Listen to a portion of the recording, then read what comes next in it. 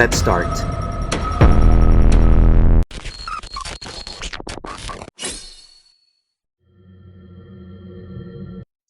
That's amazing. I love your answer because there seems to be an issue of diversity education, so we can surpass the unconscious biases or the direct biases that we have. I was going to ask you, what do you think is the responsibility of each one of them? For example, what is the responsibility of the community, the responsibility of the medical staff, and or leadership in this case, and also the corporations? What is your point of view? I think that you can have metrics. Every company has metrics, in terms of what is their investment, what are they getting back? How are the patients doing? The HEDIS measures, which we know about. What does that look like? But at the end of the day, you need to know there has to be accountability beyond fines, where doctors are, oh, you get fined because you didn't do this, this, and this, and this. There needs to be transparency. There needs to be consequence for change. And people think consequences are always something negative. But what about the positives that people are doing in the community? What about the organizations that are making sure that the patients are, hemoglobin A1C is under 7? What about performative ethics? Where you're doing your best at the highest ethical mark that you can, where the patient is treated with dignity and respect and understands the why and the why not. And sometimes we don't always get that right. And patients feel like they're in the lurch. The doctor's a problem. The doctor's upset. The insurance is a problem. Insurance is stressed because they think we're the problem.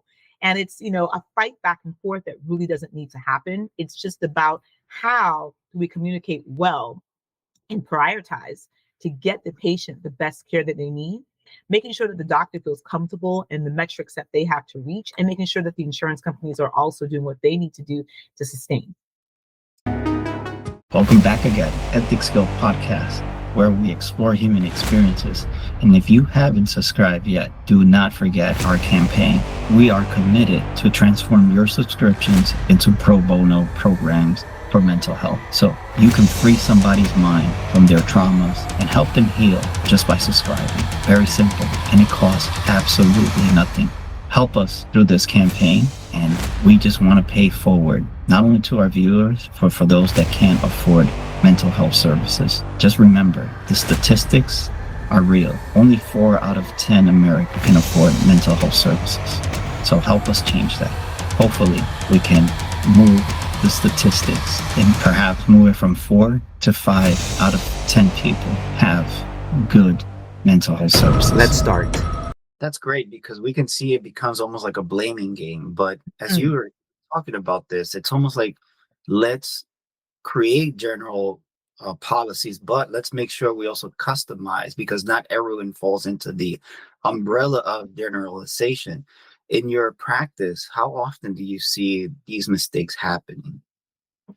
I would say mistakes. I like to change that word. I would say that one style does not fit all. Medicine is a science as it's an art, the art of medicine.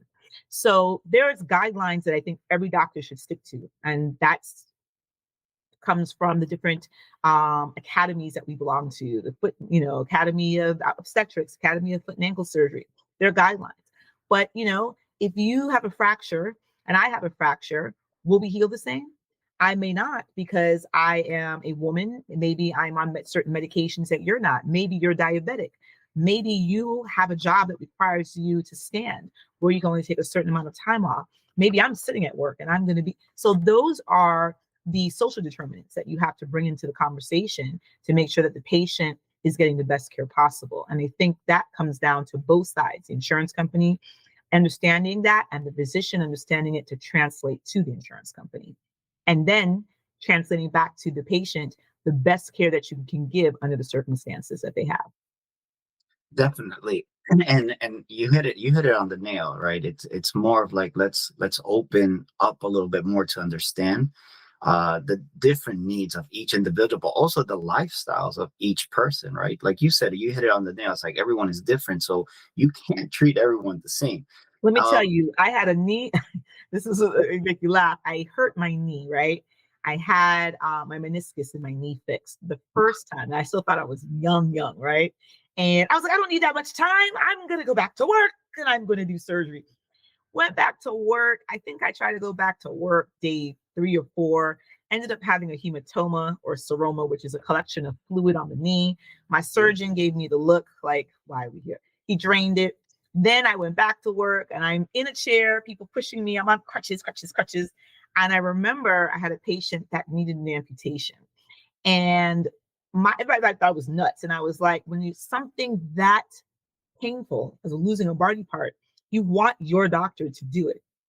And I was told that I had to prove I could get into the operating room without crutches. Crutches are not sterile. Put my crutches down. I walked like a toddler into the OR with them, terrified, Lord, she's going to fall. And it's in the incident report. Sat down and told them, my hands are not defected, only my knees. Let us begin. And I did the procedure. The family was very happy. Stood up part of it because that's just how I am in training. And of course, leaving, I had to brave face off. But after, I was like, oh, Lord, I'm going to die. But the patient was happy. And I think that sometimes I see good doctors will sacrifice themselves in order to make the patient happy. Is that good or is that bad? You look at it for various ways. But I think that, doctors, we get into the field because we want to help people. People think it's, oh, doctors only in the field to make money. No.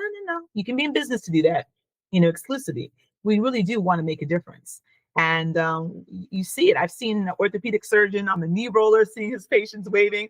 And people, he's passionate and he has to get back to work to make sure you can.